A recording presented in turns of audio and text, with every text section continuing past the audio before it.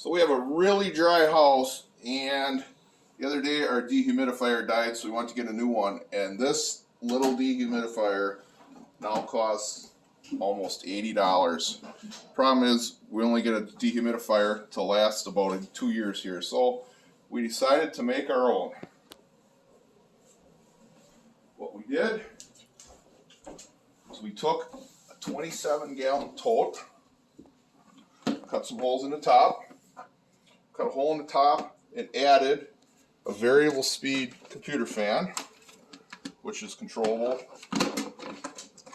by this little dial here. And then inside the tote,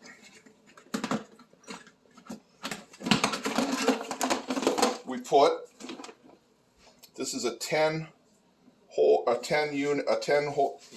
element mister, which they use for Halloween fog. It's used to atomize air.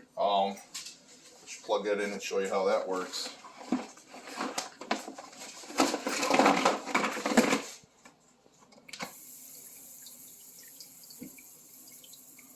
So then what I did was I bought a humidity control device.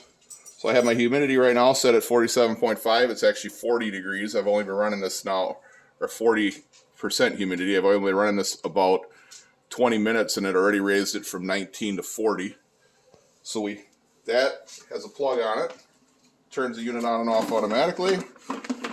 So what we have when everything's running,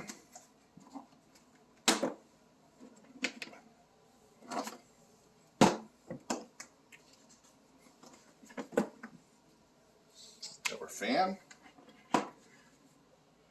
our atomizer, plug that into our humidity control, and we get a dehumidifier. The best thing is, it's putting out a lot more humidity than any one you can buy in the store, and if anything breaks, you can just replace that individual part, and we don't have expensive filters.